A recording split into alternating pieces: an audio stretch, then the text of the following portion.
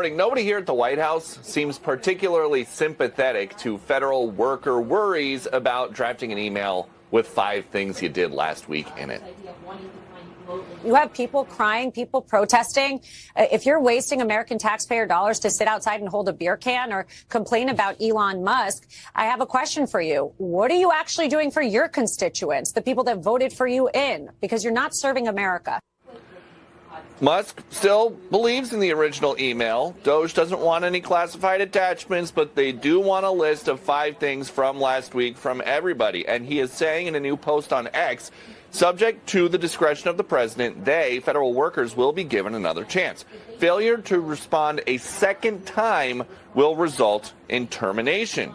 Sean Duffy doesn't want to be terminated. The transportation secretary sent his 5 things, starting with, number 1, terminated NYC elitist anti-worker congestion pricing, all the way down to number 5, toured Burbank, California traffic control tower. And now Democrats are promising to stop Doge with new laws. We're putting bills on the floor that would say to Elon Musk, get out of our tax data, get out of our healthcare data. You do not legally belong in those systems, threatening the privacy and security of our constituents. These Democratic critics want new laws because lawsuits have not stopped Doge to date. And a very interesting moment in one of these Doge court hearings yesterday, a lawyer arguing for the Trump Justice Department was not able to say what Musk's role exactly is at Doge. Hey, Piglet, what day is today? Today is the day that we burn this motherfucker to the ground. My favorite day.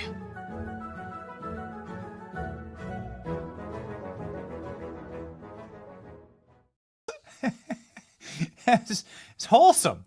It's a wholesome meme. It's good. All right, ladies and gentlemen. We are back with your front seat to the golden era. Karoline Leavitt taking the stage in just moments. We've seen some of the interesting screens that's been popped up here. There we go. The White House briefing screens. They also had a victory screen with the Gulf of America on it, which was pretty funny. So we will be hearing from Karoline Leavitt. There's a lot of news going on today. The top trending subject in all of America is Pam Bondi, Kash Patel, and the Epstein list. And I got to tell you, we're pretty proud of that because it's our fault. It's like you're welcome. We're welcome. We did it together, you and me. So fun.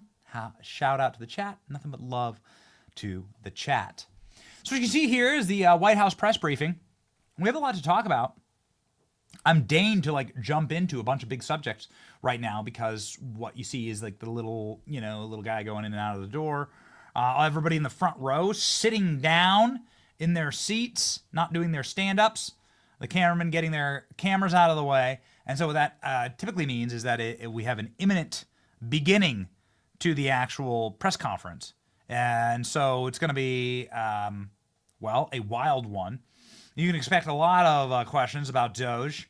You expect a lot of questions about President Trump meeting with world leaders and creating peace. I think there's probably going to be a lot of Zelensky questions there. Donald Trump has gotten a ton of cabinet secretaries in their position. Dan Bongino being sort of the most recent, latest appointment that has ruffled a lot of feathers in the corporate media. Danny, can I get one of those funny Dan Bongino tweets just about the media? They've been ping pong balling around. Oh, and here we go. People coming in and out. You want to watch the funny little side door there that swings open, and you can see, and you'll see kind of why they're going to freak out. I mean, I expect a lot of freakouts about Bongino in this press conference, but they are must-see TV. That is for certain. And here we have a lot of activity inside of the. Oh, there's a little box door there, right? That swings open. Not sure who they're preparing to have come out and speak, but there's always the social media chair that's there, and we look forward to our time in the chair. We're gonna have our time in the chair. Now, ladies and gentlemen, Dan Bongino, obviously, I think is going to be receiving, in the work at the FBI and the DOJ, is going to be receiving quite a few questions. I guess if Epstein is trending right now, then presumably you'd also have questions on that and the declassification efforts.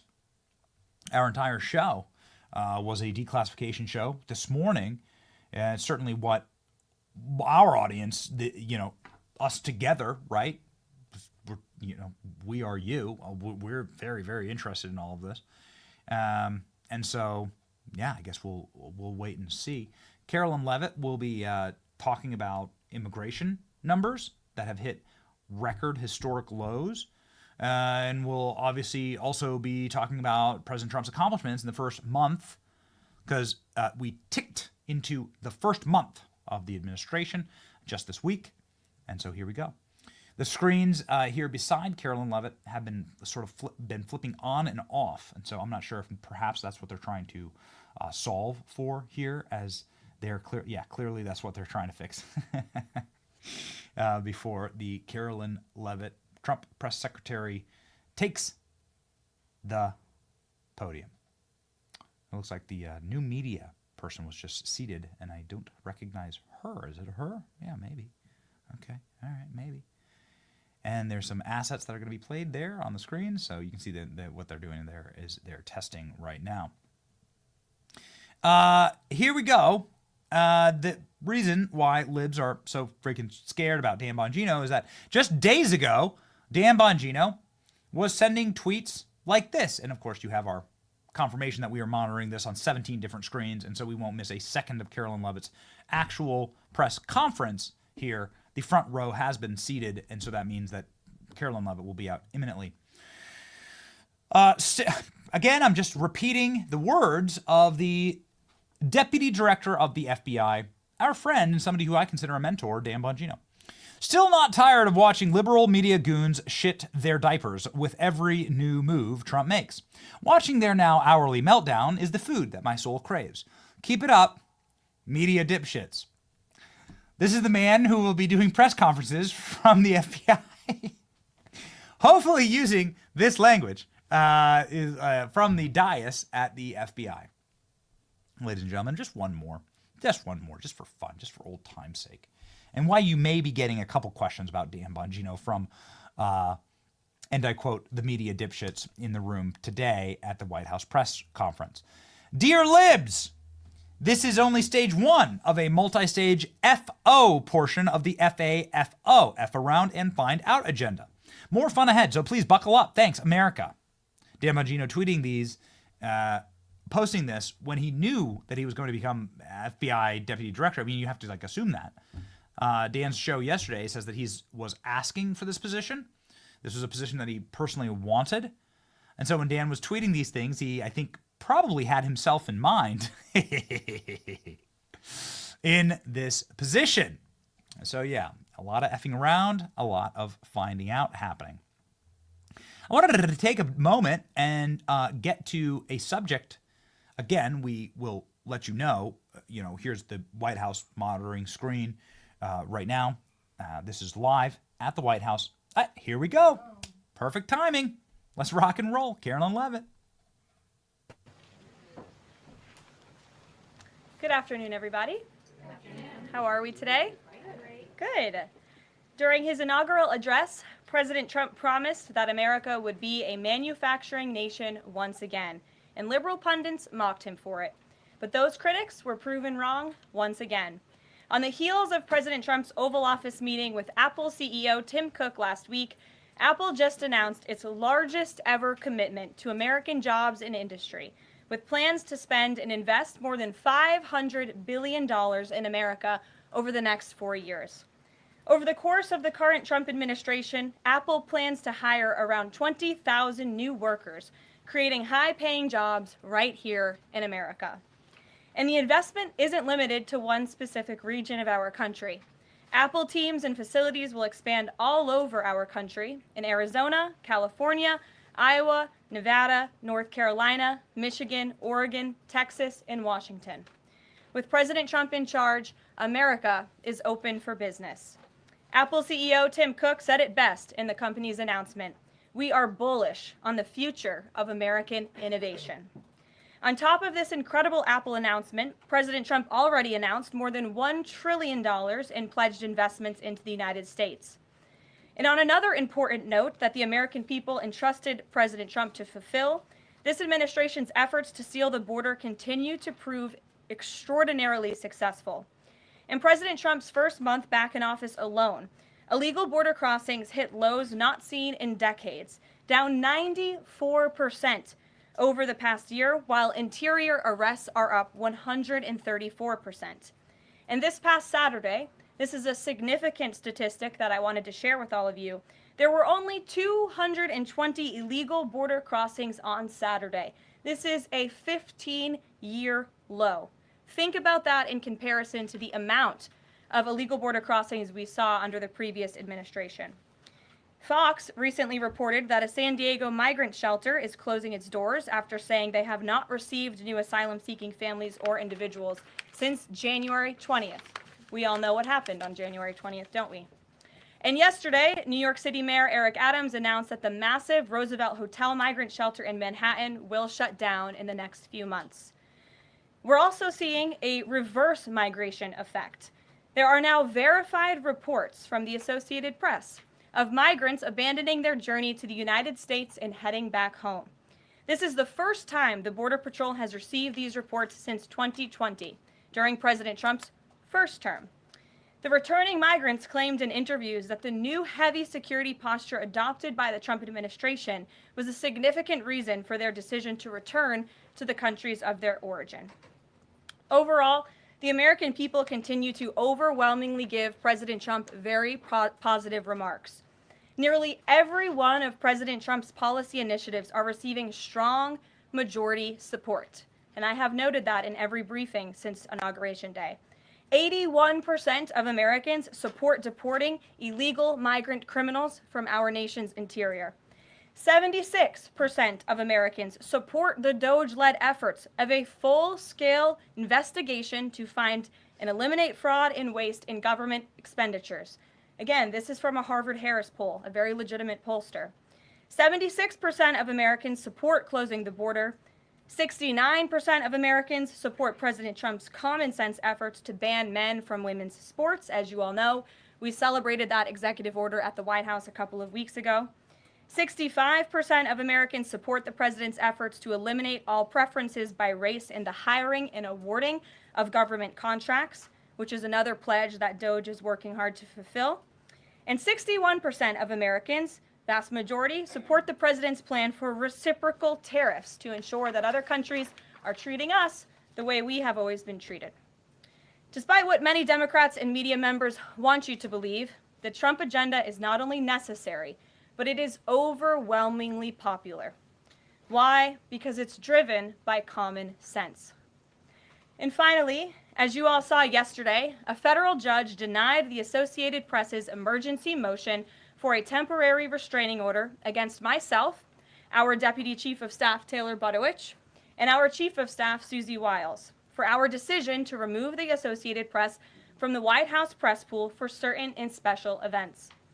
The judge's ruling, upholding our decision to deny the Associated Press such privileged access, reinforces the truth.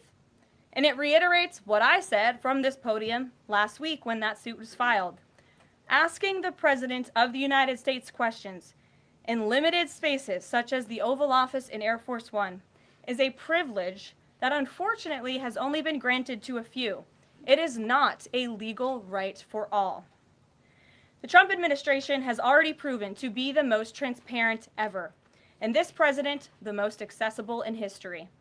This is evidenced by President Trump's daily press conferences in the Oval Office, where he takes many questions from the journalists who have the honor and privilege of standing before the beautiful Resolute desk. The president and this entire White House are committed to ensuring the American people continue to receive this same level of historic transparency, access, and visibility. In fact, we want to double down and give even greater access to the American people. We want more outlets and new outlets to have a chance to take part in the press pool, to cover this administration's unprecedented achievements up close, front and center. As you all know, for decades, a group of DC-based journalists, the White House Correspondents Association, has long dictated which journalists get to ask questions of the President of the United States in these most intimate spaces. Not anymore. I am proud to announce that we are going to give the power back to the people who read your papers, who watch your television shows, and who listen to your radio stations. Moving forward, the White House press pool will be determined by the White House press team.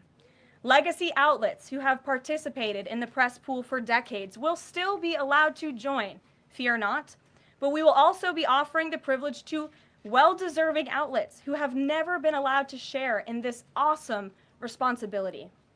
Just like we added a new media seat in this briefing room, legacy media outlets who have been here for years will still participate in the pool, but new voices are going to be welcomed in as well. As part of these changes, we will continue the rotation amongst the 5 major television networks to ensure the President's remarks are heard far and wide around this world. We will add additional streaming services which reach different audiences than traditional cable and broadcast. This is the ever-changing landscape of the media in the United States today. We will continue to rotate a print pooler who has the great responsibility of quickly transcribing the President's remarks and disseminating them to the rest of the world. And we will add outlets to the print pool rotation who have long been denied the privilege to partake in this experience, but are committed to covering this White House beat. We will continue to rotate a radio pooler and add other radio hosts who have been denied access, especially local radio hosts who serve as the heartbeat of our country. And we will add additional outlets and reporters who are well suited to cover the news of the day and ask substantive questions of the President of the United States, depending on the news he is making on that given day. This administration is shaking up Washington in more ways than one. That's what we were elected to do.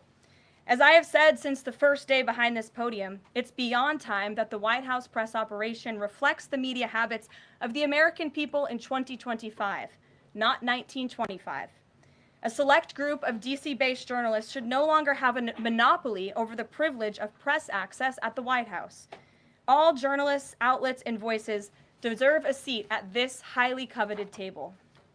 So by deciding which outlets make up the limited press pool on a day-to-day basis, the White House will be restoring power back to the American people who President Trump was elected to serve.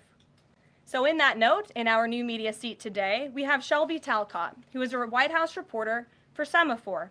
In 2022, Semafor launched as a global digital news platform with the aim of bringing meaningful innovations to the news industry.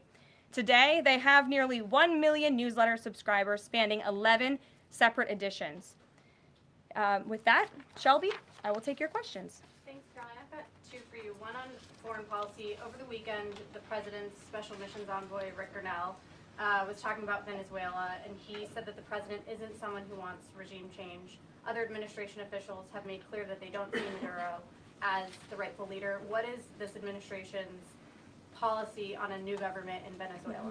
I think the President has made his position on Venezuela quite clear. He stands in opposition to the Maduro regime, and Secretary Rubio has spoken on this extensively as well. And then on Doge, last night Elon Musk said that a failure to respond a second time will result in termination.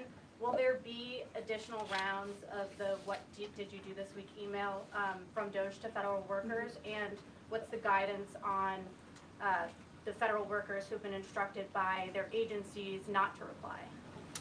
So a couple of things on this. First of all, let's just take a step back and talk about this idea.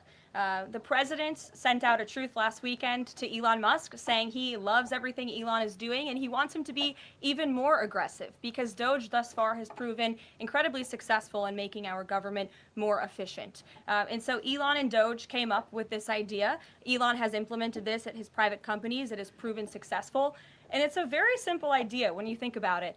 All the Office of Personnel Management is asking, all this administration is asking, President Trump is asking, is for federal workers who live off of the American taxpayers' dime to send 5 bullet points of what they have done in the previous week. That is all we are asking for. And so the Office of Personnel and Management sent out additional guidance last night. Those responses should be directed to agency leadership, and the president defers to his cabinet secretaries, who he's obviously entrusted to pursue the guidance relative to their specific workforce. And for some of the agencies that you've seen who have said, please don't send these emails, it's in their best interest for that specific agency, and the president supports that. And let me be very clear, the president and Elon, his entire cabinet are working as one unified team, and they are implementing these very common sense solutions. You're welcome. Jackie. Thank you. One follow-up on this question. So about the deadline, Alina Habba said that you have until tonight. Elon Musk said a failure to respond a second time would result in termination. So is that a real deadline? Should federal workers be looking to that guidance, or should they be looking to the agency heads? Like, what is the actual deadline?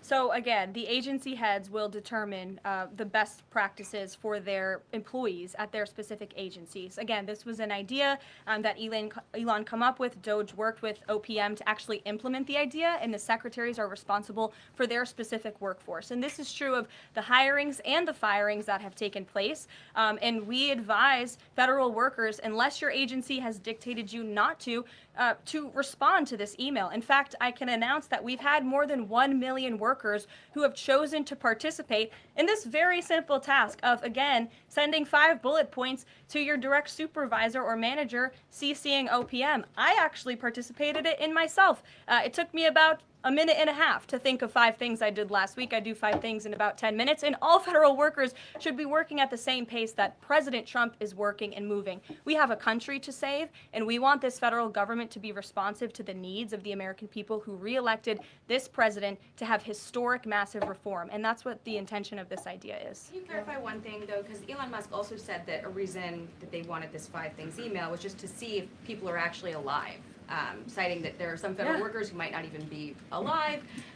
So meantime, NBC is reporting that these responses are going to go into an AI generator to evaluate whether these jobs are necessary. So is it just to see if people are actually working, or is it an effort to maybe cut some of those jobs? I have not seen that NBC News report, and I haven't heard that from Doge or from Elon himself. Again, this is to ensure that federal workers are not ripping off American taxpayers, that they are showing up to the office, and that they are doing their jobs. That's what the American people expect, and it's a very simple task to complete. I did it myself, and I was more than happy to do it because I'm very grateful that I am serving the American people on the American taxpayers' dime. Do you think Doge should hire a spokesperson just so that Elon Musk doesn't put out tweets that then confuse federal workers? Are my press briefings not good enough for you, Jackie? John.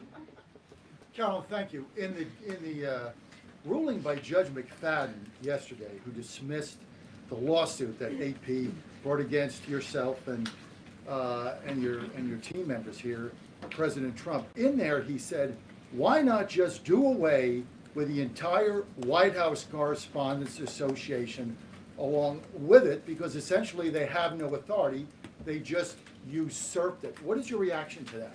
Well, first of all, John, it's great to see you. And you are one of those individuals who has you're on a streaming platform that hundreds of thousands of people tune into every day. So it's great to see you in the briefing room. I did address that actually in my opening remarks by announcing that the White House press team in this administration will determine who gets to enjoy the very privileged and limited access in spaces such as Air Force One and the Oval Office. There are, as you know, look at this room, hundreds of journalists who show up to this building every single day and are not granted that luxury of flying on Air Force One and asking the President of the United States questions. And so we want to ensure, again, everyone has a seat at that highly coveted table. But alas, the legacy media outlets who have been doing this for quite some time and have invested resources into covering the White House, their spots will remain, just like they have in this briefing room as well. Sure. Steve. Could you give us an update on the negotiations around the Ukraine minerals deal, and when is President Zelensky going to come visit? So the president talked at length about this yesterday, the critical minerals deal with President Macron, and in the more than hour-long press conference he gave all of you in the Oval Office himself. There hasn't been significant updates since the president's remarks last night, but I will just reiterate his position. It's critical that this deal is signed. He expects President Zelensky to sign a deal. This is to recoup American tax dollars that have been funding Ukraine's national defense. And it's also great for the Ukrainian people who have been put through hell because of this war. And it will create a lasting economic partnership as Ukraine will need to rebuild their country because of this brutal war. And just to follow, is Steve Witkoff delayed his trip to the Middle East so he can concentrate on this minerals deal? I don't want to comment on Mr. Witkoff's travel plans or read anything out just for obvious reasons, but he, remains very much working. That man is working around the clock to secure this deal with Russia and Ukraine alongside Secretary Rubio and Secretary Bessent, General Keith Kellogg. He's also working very hard to secure a peace deal in the Middle East as well. So God bless him, and he's working alongside the president every single day. Sure. Thanks, Caroline. The president's executive order creating DOGE called for the naming of a DOGE administrator. Who is the DOGE administrator? So the president tasked Elon Musk to oversee the DOGE effort. There are career officials and there are political appointees who are helping run DOGE on a day-to-day basis. There are also individuals who have onboarded as political appointees at every agency across the board to work alongside President Trump's cabinet to find and identify waste, fraud, and abuse. And they are working on that effort every day. So is Elon Reagan. Musk the administrator? Reagan. Thanks, Caroline. I have two for you today, one on the border wall and one on the DHS investigation. Sure.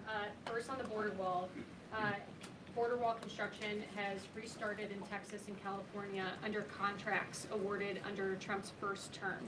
Is the president looking to secure new contracts, and how is he defining success in terms of border wall construction this administration?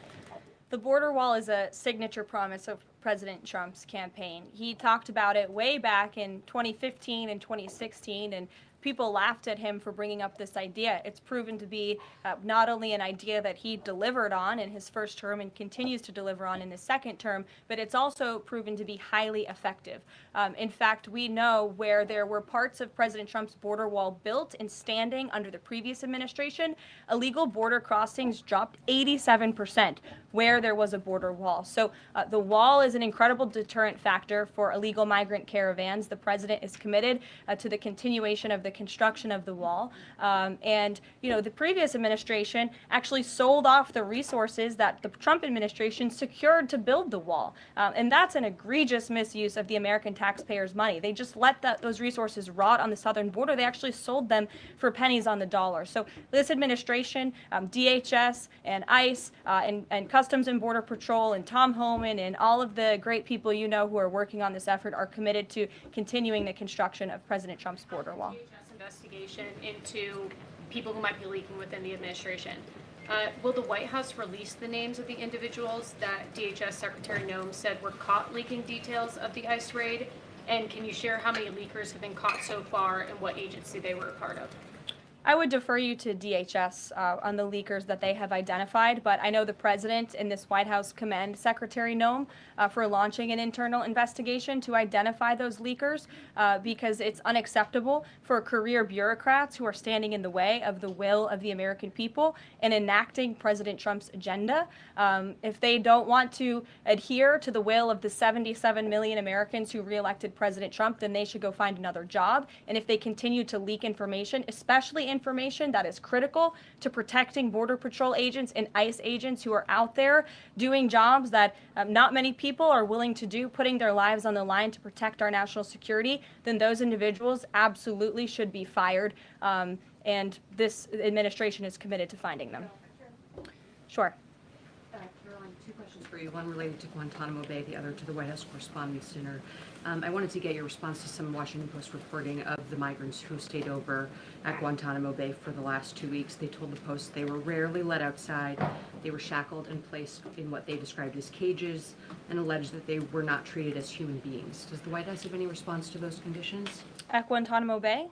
It's a promise the president campaigned on, that if you invade our nation's borders, if you break our country's laws, and if then you further commit heinous, brutal crimes in the interior of our country, like raping and murdering innocent, law-abiding women and girls, and committing heinous acts of violence, then you are going to be deported from this country, and you may be held at Guantanamo Bay. These are criminals we are talking about. Don't forget that. Sure. So U.S. consumer confidence fell this month, the most since August of 2021. What is your message for Americans who are concerned about the impact of things such as tariffs on prices?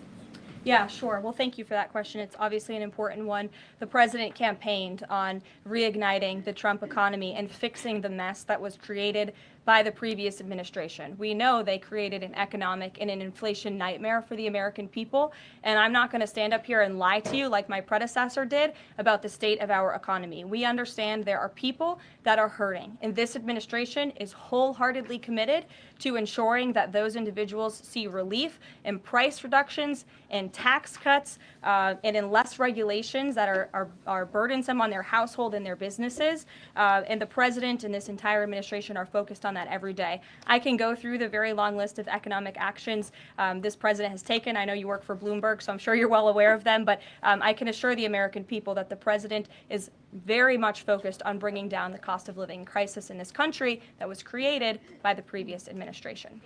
Just have a quick follow-up. Sure. Is the president planning on whipping any votes for support for the House budget vote? And if so, to whom is he making calls?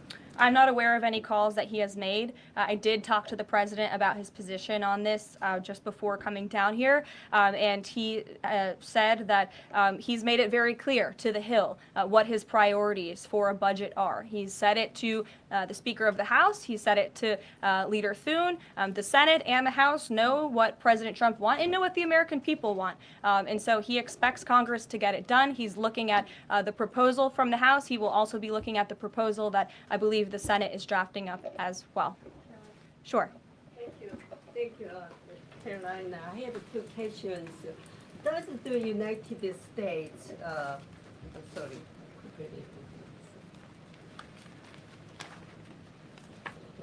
Well, why don't you identify your question and I'll come back to you.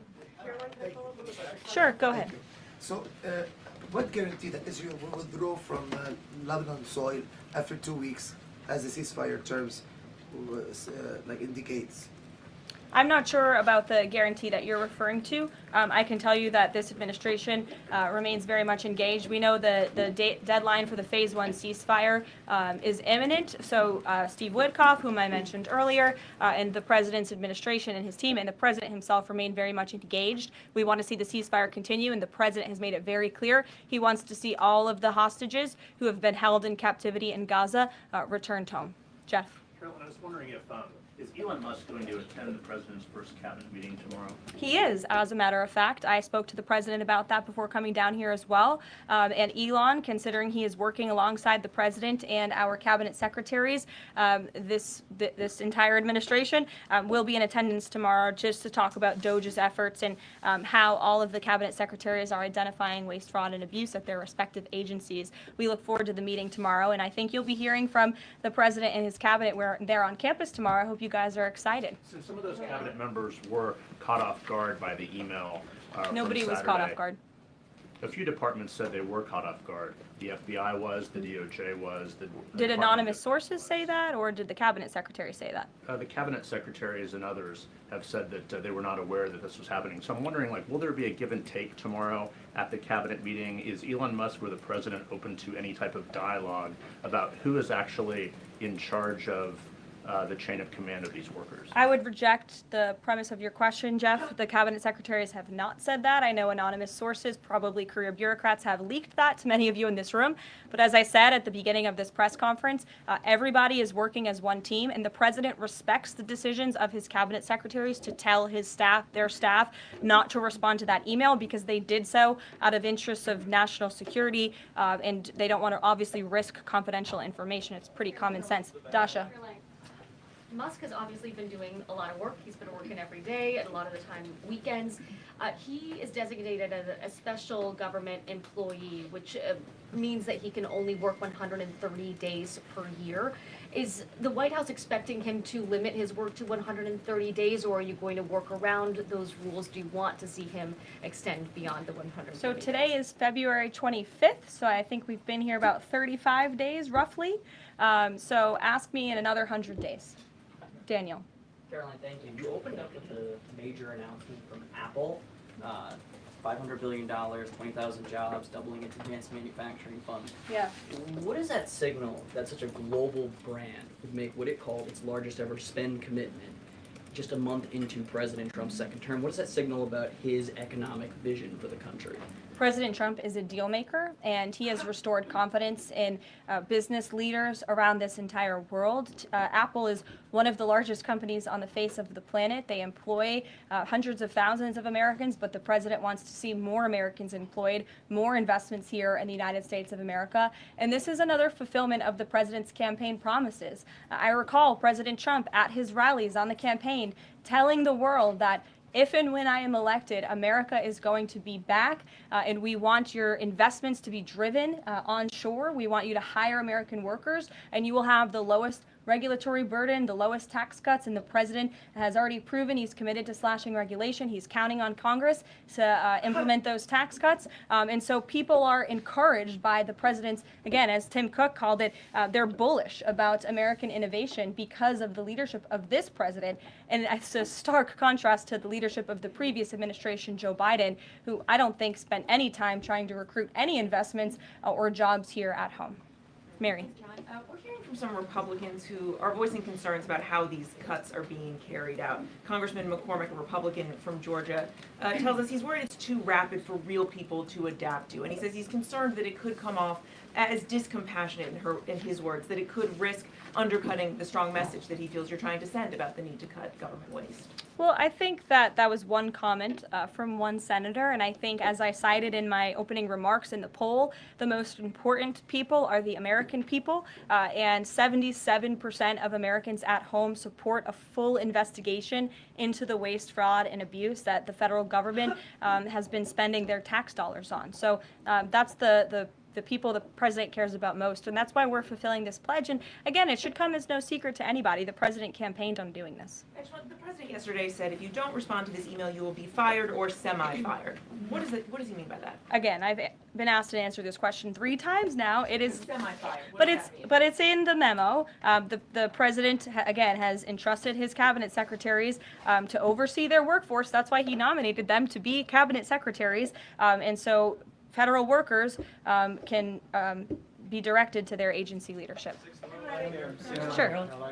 Great, thanks, Caroline. I wanted to ask about a federal judge yesterday was saying that they didn't know who the DOJ administrator was and was asking the lawyer for the administration who it was, and the lawyer responded, I don't know the answer to that. Can you tell us who the administrator of DOJ is? Again, I've been asked and answered this question. Elon Musk is overseeing DOJ.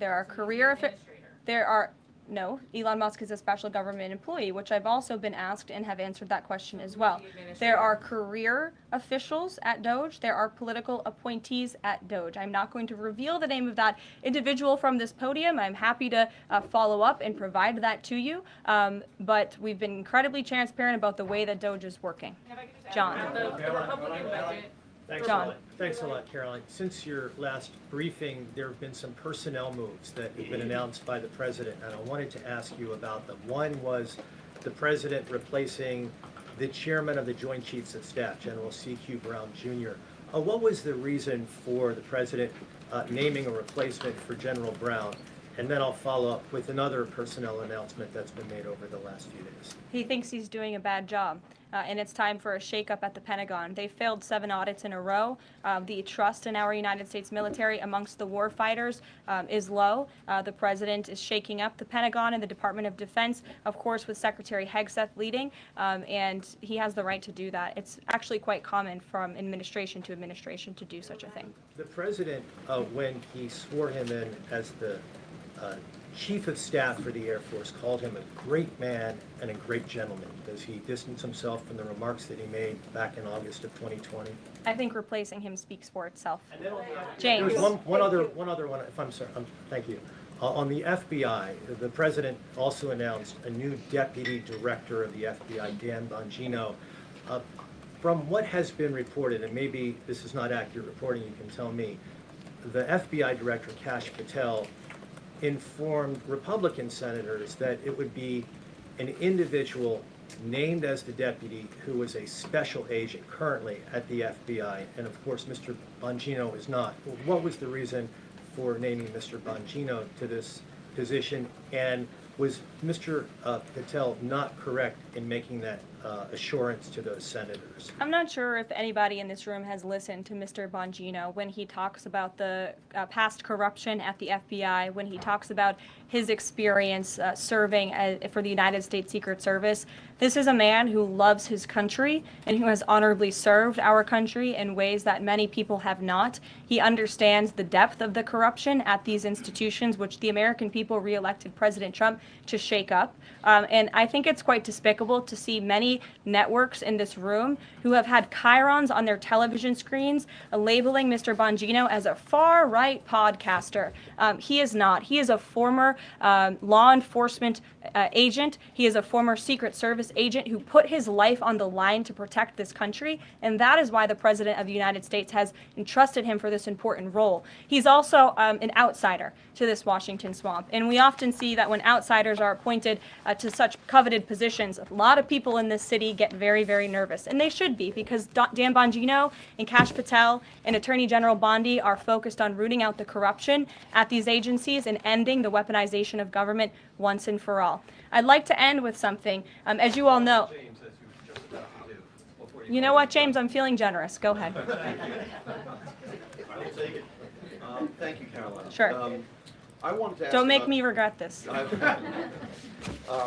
wanted to ask about the Macron visit and the Russia-Ukraine talks in general. Sure. It's pretty clear to my eye that President Macron was performing a kind of delicate dance, lavishing praise on the president while seeking in his own remarks to try to bind President Trump to positions and even specific language that the president has not committed to heretofore. One of the most bracing comments from President Macron was when he said that the deal that President Trump is negotiating with the Russians must not be, quote, a surrender for Ukraine. All of the public points that we have heard from President Trump, from Secretary Hegseth, and from other administration officials talking about these negotiations have averred to, quite openly, to concessions from the Ukrainians that will have to be made. The minerals deal, the abandonment of their NATO ambitions, and other elements. So far, we have not heard any administration official suggest a single concession that the Russians should be prepared to make. And so I wonder if you could assure us, at a minimum, that this negotiation process will not be as one-sided as the Europeans seem to think it is, that in fact, President Putin will also be made to engage in some concessions to reach this deal. Well, I think the president knows how to make a deal better than anyone who has ever assumed the office of the American presidency. And in order to make a deal, you have to bring both sides to the table. And typically when you make a good deal, both sides leave that table a little bit unhappy. I'm not going to outline the concessions that the president and his team are engaged in discussing. These are obviously ongoing negotiations, and it would be unwise of me to impede them from this podium. But the president has made significant improvements in ending this conflict. He is committed to seeing an end to the war. He wants to see the bloodshed and the killing stopped. He wants to stop seeing young men being killed and slaughtered. This has been going on for far too long. The president inherited this mess because of the incompetence of the previous administration, and he's committed to fixing it. And he's made, some of those concessions clear, but I'm not going to get ahead of him on additional ones. But he is wholeheartedly committed to striking a peace deal in Russia and Ukraine, also in the Middle East. Thank you very much, guys. Good to see you. We'll see you later. Another absolute flamethrower from Caroline Levitt. Off the top, ladies and gentlemen, Caroline Levitt saying, yeah, let's see here. The White House Correspondents Association is not going to decide who gets to ask questions at the White House. It's going to be us, because we run the White House. You have no legal right to control which outlets get into this room. And that's huge news inside of the media industry.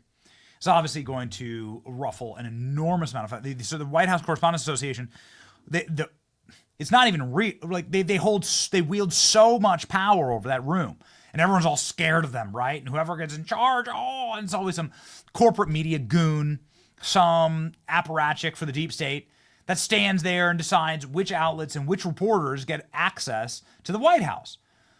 And it's a horrible way to delegate access, because of course the corporate media goons are always going to gatekeep and keep out independent creators that actually have real audiences. And they're going to sit there and they're going to say, they're going to dole out ideologically based on ideological purity, who gets an opportunity to ask Trump a question. This is why every single press conference and every single time you have Donald Trump get a chance to be peppered with questions from the press, it's always these vicious, frothing at the mouth, rabies-laden, anti-Trump degenerates. It's how you got the first term, where every single question was like, why are you a racist? Why do you beat your wife? Why do you hate America? Why are you a Russian agent? How do you think you get that? You get that because the White House Correspondents Association staffs every Republican presidency with a bunch of rabid lunatics, animals. So like that, this is an amazing thing.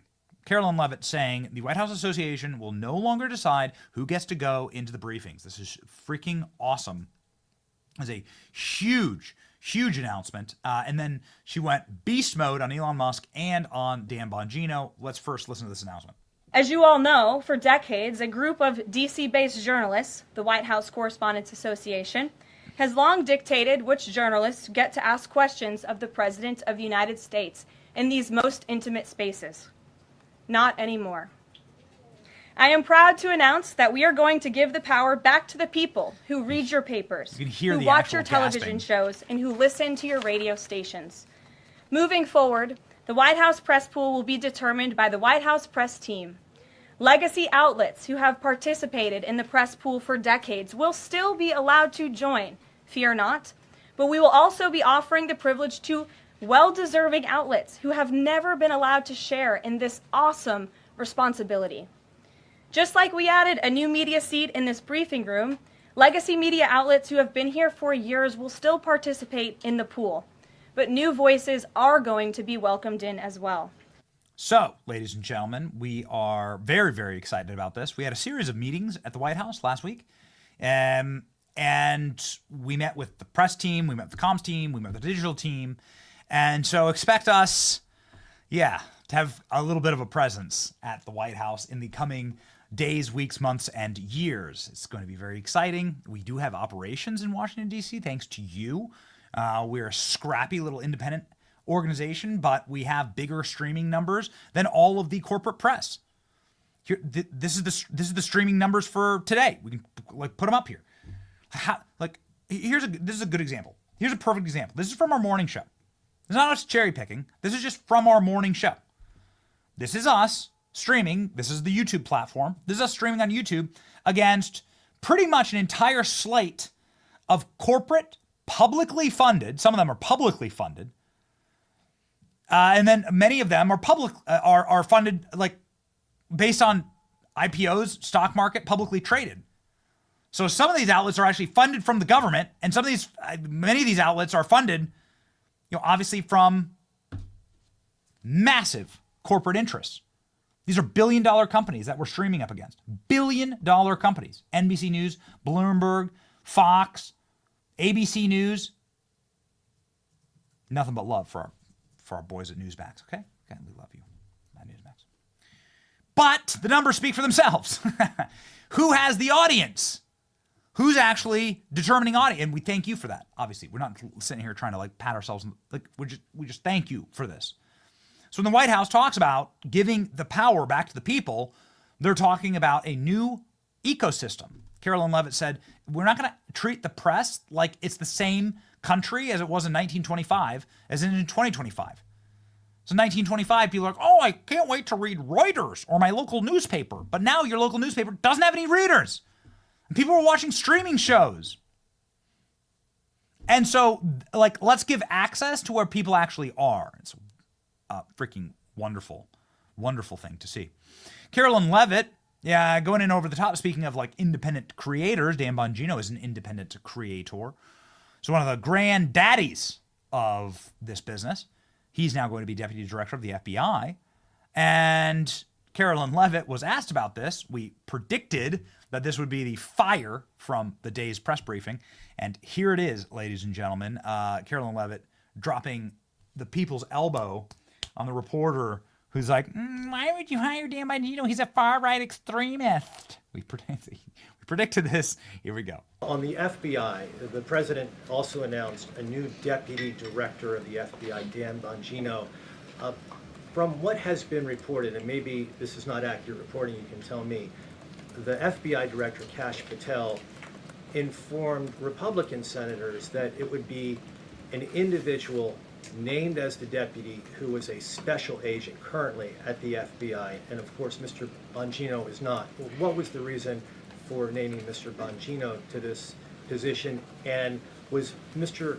Patel not correct in making that assurance to those senators? I'm not sure if anybody in this room has listened to Mr. Bongino when he talks about the past corruption at the FBI, when he talks about his experience serving for the United States Secret Service.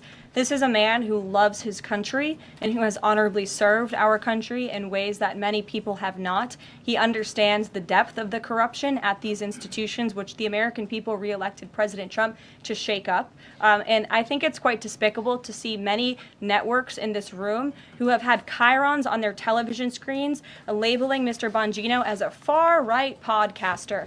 He is not. He is a former law enforcement agent. He is a former Secret Service agent who put his life on the line to protect this country, and that is why the President of the United States has entrusted him for this important role. He's also an outsider to this Washington swamp, and we often see that when outsiders are appointed to such coveted positions, a lot of people in this city get very, very nervous, and they should be, because Dan Bongino and Kash Patel and Attorney General Bondi are focused on rooting out the corruption at these agencies and ending the weaponization of government once and for all. Oh, it makes our heart happy to see Dan treated with the respect that he deserves and to see him fought for by the administration.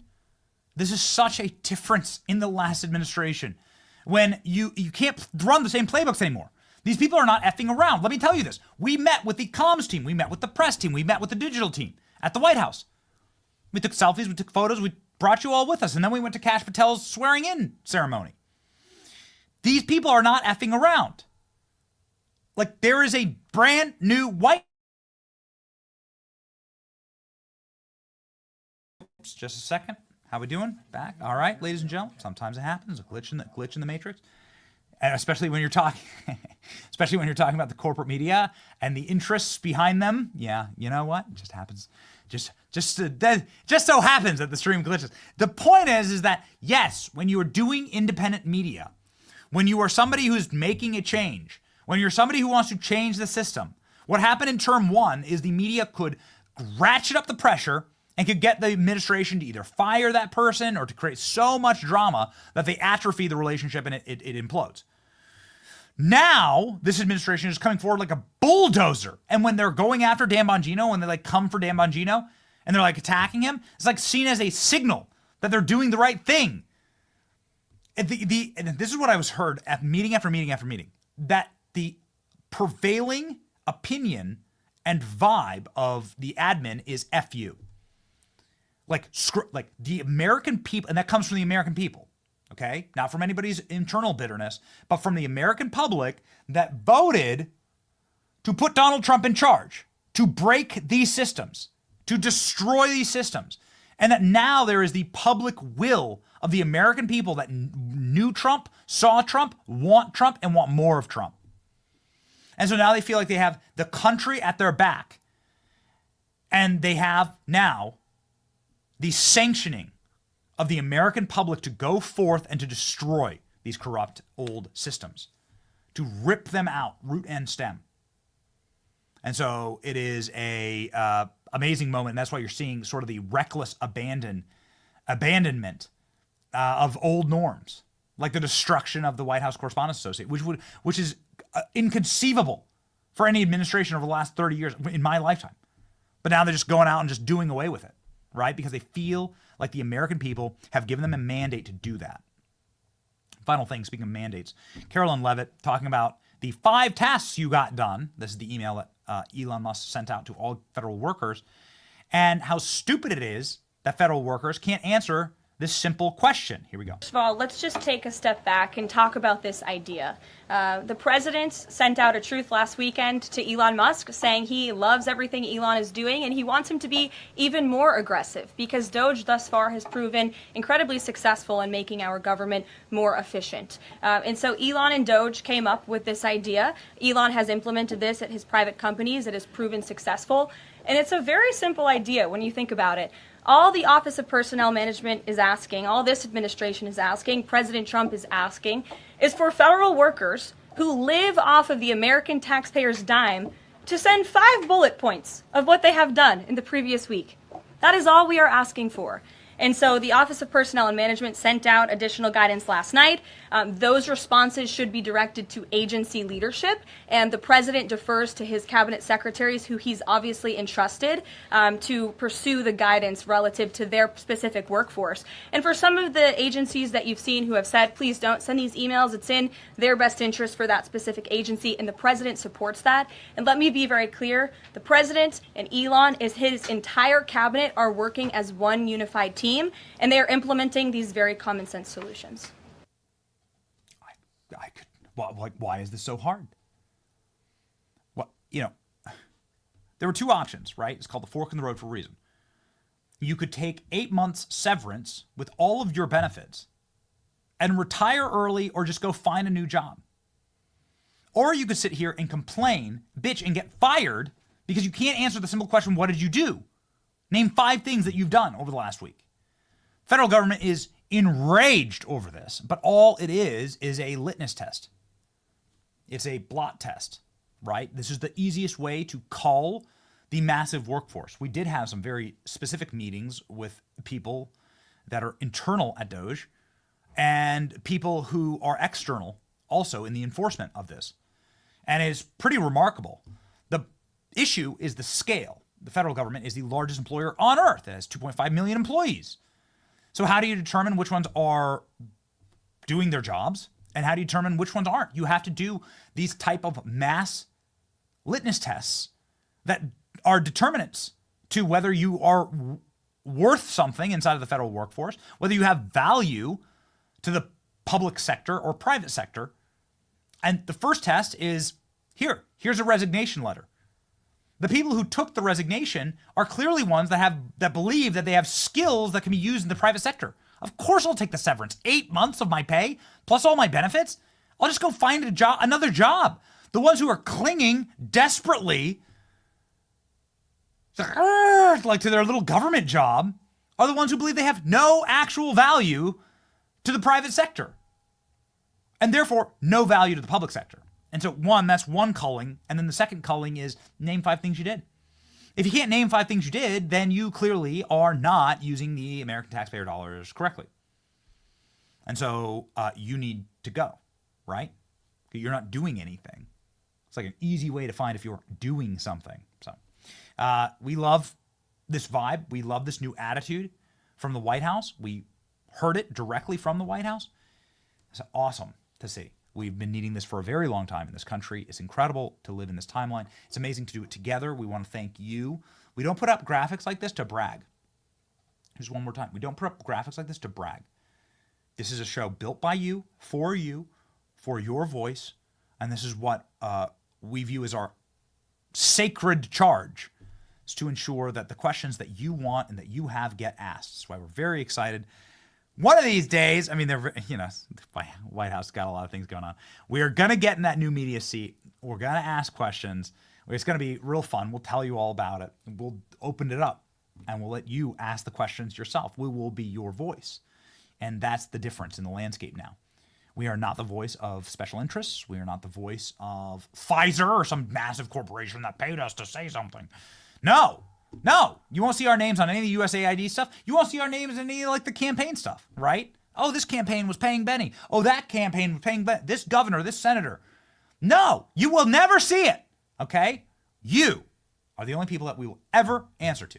And we're very deeply, deeply thankful for you, ladies and gentlemen. So we look forward to this new ecosystem. Thank you for giving us a voice in that, all of us together. We're going to change things, and we finally got a White House that's ready to rock and roll. Rock and roll with us by subscribing to our channel, by subscribing to our podcast page and making sure, ladies and gentlemen, that we have the energy to unite together and to fight. And we're winning. It's amazing. How many news cycles have we created over the last couple of days, Alex? So then, just by asking the right questions, all right? So this is us winning. Shout out to the chat. Nothing but love. Okay, let's freaking go to work. It's your boy, Benny. See ya. Hey, Piglet, what day is today? Today is the day that we burn this motherfucker to the ground. My favorite day.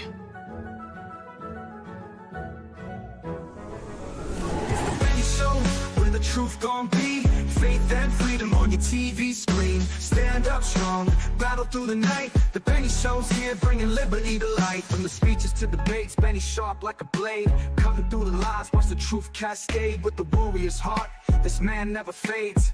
You know it's prime time when Benny invades. From saving the nation to stories untold, the Benny Show's a storm, see the truth unfold. Stay in the loop, let freedom take hold. Salting all the libs, soul never sold. It's the Benny Show, where the truth gon' be. Faith and freedom on your TV screen. Stand up strong, battle through the night. The Benny Show's here, bringing liberty to light. Liberty to light. Bringing liberty to light. Liberty to light. Bringing liberty to light. From the speeches to debates, Benny sharp like a blade, cutting through the lies, watch the truth cascade. With the warrior's heart, this man never fades. You know it's prime time when Benny invades. From saving the nation to stories untold, the Benny Show's a storm, see the truth unfold. Stay in the loop, let freedom take hold. Salting all the libs, soul never sold. It's the Benny Show, where the truth gon' be. Faith and freedom on your TV screen. Stand up strong, battle through the night. The Benny Show's here, bringing liberty to light. Bringing liberty to light. Bringing liberty to light. Bringing liberty to light. Bringing liberty to light.